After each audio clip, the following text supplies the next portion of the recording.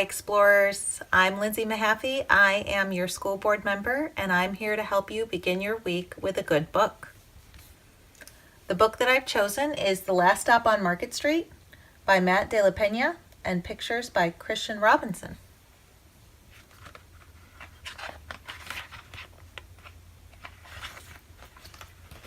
CJ pushed through the church doors, skipped down the steps. The outside air smelled like freedom, but it also smelled like rain, which freckled CJ's shirt and dripped down his nose. He ducked under his Nana's umbrella, saying, "How come we gotta wait for the bus in all this wet?" "Trees get thirsty too," his Nana told him. "Don't you see the big one drinking through a straw?" CJ looked for a long time, but he never saw a straw. From the bus stop, he watched water pool on flower petals, watched rain patter against the windshield of a nearby car. His friend Colby chimed in, gave CJ a wave, and drove off with his dad. "Nana, how come we don't got a car?"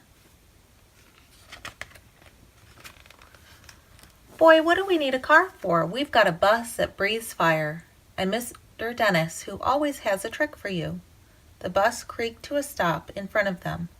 It sighed and sagged and the doors swung open.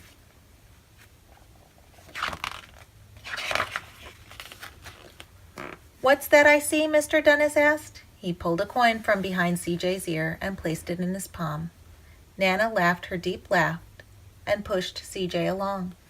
They sat right up front. The man across the way was tuning a guitar. An old woman with curlers had butterflies in a jar. Nana gave everyone a big smile and a good afternoon. She made sure CJ did the same. The bus lurched forward and stopped, lurched forward and stopped. Nana hummed as she knit. "How come we always have to go here after church?" CJ asked. "Miguel and Colby never have to go nowhere." "I feel sorry for those boys," she told him. "They'll never have a chance to meet Bobo or the Sunglass Man, and I hear Trixie got herself a brand new hat." CJ stared out the window, feeling sorry for himself. He watched cars zip by on either side, watched a group of boys hop curbs on bikes. A man climbed aboard with a spotted dog. CJ gave up his seat. "How come that man can't see?" "Boy, what do you know about seeing?" Nana told him. "Some people watch the world with their ears." "That's a fact. Their noses, too," the man said, sniffing the air. "That's a mighty fine perfume you're wearing today, ma'am." Nana squeezed the man's hand and laughed her deep laugh. Two older boys got on next. CJ watched as they moved on by and stood in back. "Sure wish I had one of those," he said. Nana set down her knitting. "What for? You've got the real live thing sitting across from you. Why don't you ask the man if he'll play us a song?"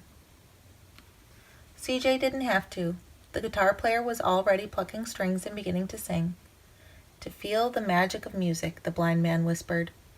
"I'd like to close my eyes." Nana closed hers too.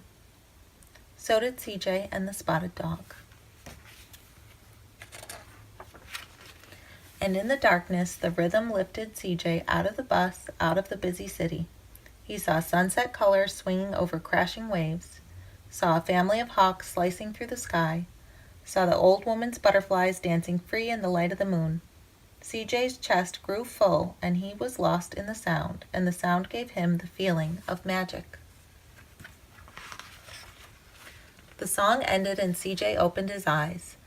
Everyone on the bus clapped, even the boys in the back. Nana glanced at the coin in CJ's palm. CJ dropped it in the man's hat. "Last stop on Market Street," Mr. Dennis called.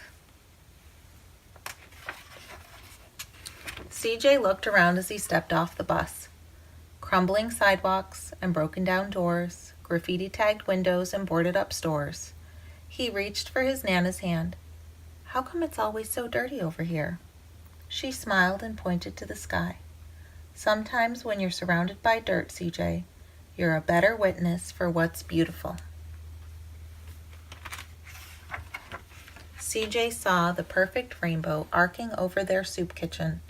He wondered how his Nana always found beautiful where he never even thought to look. He looked around them again, at the bus rounding the corner out of sight, at the broken street lamps still lit up bright, and the stray cat shadows moving across the wall.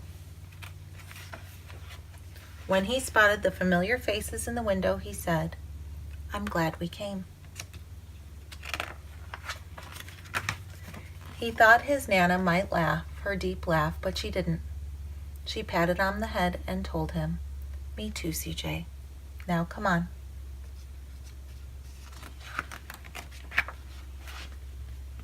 And that's the end.